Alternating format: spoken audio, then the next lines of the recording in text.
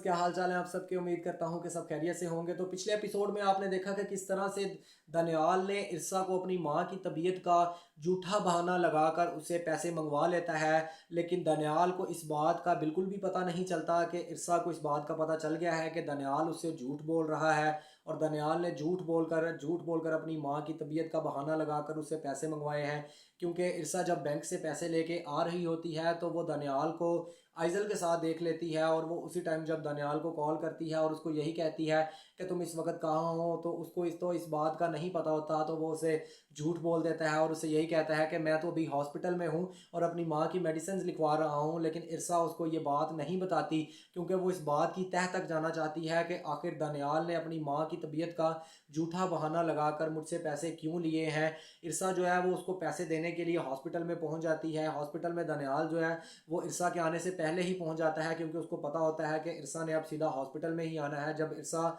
उस दनियाल को ये बात कहती है कि क्या मैं तुम्हारी माँ से मिल सकती हूँ, तो वो उसको यही बहाना लगाता है कि नहीं, अभी तो डॉक्टर्स मुझे भी मेरी माँ से मिलने की इजाज़त नहीं दे रहे। तो जैसे ही उनकी तबीयत ठीक होगी तो मैं लाजमी तुमसे उनसे तुमको उनसे मिलवा दूंगा। अगले दिन इस तरह होता है कि इरसा जो है वो हॉस्पिटल के पास से गुजर गुजर रही होती है और वो दनियाल को कॉल करती है और कहती है कि मैं हॉस्पिटल के पास से गुजर रही थी और यही सोचा कि जाते हुए तुम्हारी माँ की तबीयत का पता करती जाऊँ, और ना ही हॉस्पिटल में तुम हो। और मैंने रिसेप्शन से पता किया तो रिसेप्शन वाले भी यही बता रहे हैं कि हमारे पास तो इस नाम का पेशेंट है ही नहीं और ना ही पहले भी आया था। तो ये बात सुनकर दनियाल जो है वो बहुत ज़्यादा डर जाता है, क्योंकि इरसा ने इस बात का पता लगाना होता है कि आखिर दनियाल क्यों मेरे से झूठ बोल रहा है। अभी तक तो इरसा को इस बात का भी पता नहीं चला कि दनियाल उससे प्यार का भी झूठा नाटक कर रहा है। जिस तरह से उसने आइजल को अपने जाल में फंसा कर रखा है, इसी तरह से इरसा को भी उसने प्यार का झूठा दावा करके प्यार के झूठे बहाने लगाकर उसको अपनी बातों में उलझाया हुआ है और प्यार में फंसा कर उससे पैसे मंगवा रहा है और उससे पैसे खाना चाह रहा है। तो उधर आइजल भी जो है वो भी घर में जी जान से ये कोशिश कर रही है कि किसी भी तरह से जो फूफो है वो घर से चली जाए, और कमाल साहब को फूफो के बारे में इधर उधर की बातें करके बहकाना शुरू कर देती है और यही कहती है कि मैंने तो फूफो से कोई इस तरह की बात नहीं की। हालांकि वो पहले खुद ही अपनी फूफो से ये बात करती है कि मैं एक लड़के से प्यार करती हूँ और आप पापा से मेरी इस बारे में बात करें। तो जब उसकी फूफो उसके पापा से ये बात करती है तो उसी टाइम पे आइजल जो है वो इस बात से बिल्कुल इनकार कर देती है और यही कहती है कि नहीं, इस तरह की तो कोई भी बात नहीं है। अगर इस तरह की कोई बात होती तो मैं लाजमी आपको बता देती। तो ये बात सुनकर कमाल की जो फूफो है वो एकदम से रोना शुरू कर देती है और यही कहती है कि मैं तुमसे कौन सा झूठ बोल रही हूँ। लेकिन इरसा भी ये बात मानने के लिए बिल्कुल भी राज़ी नहीं होती कि मैंने फूफो से इस तरह की कोई भी बात नहीं की। लेकिन फूफो जो है वो इस बात से गुस्सा करके अपना सामान लेकर घर से जाने लगती हैं, जिस पर कमाल जो है वो अपनी फूफो को रोक लेता है और यही कहता है कि मुझे आइजल का पता है कि वो किस तरह की तेज़ तरीन लड़की है और मुझे पता है कि वो किस तरह के काम कर सकती है। आप मेहरबानी करके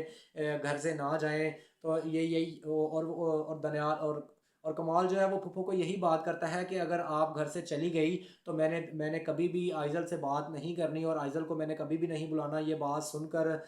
कमाल की जो फूफो है वो यही कहती है कि नहीं, तुमने आइजल से इस बारे में कोई भी बात नहीं करनी। लेकिन अगले दिन इस तरह होता है कि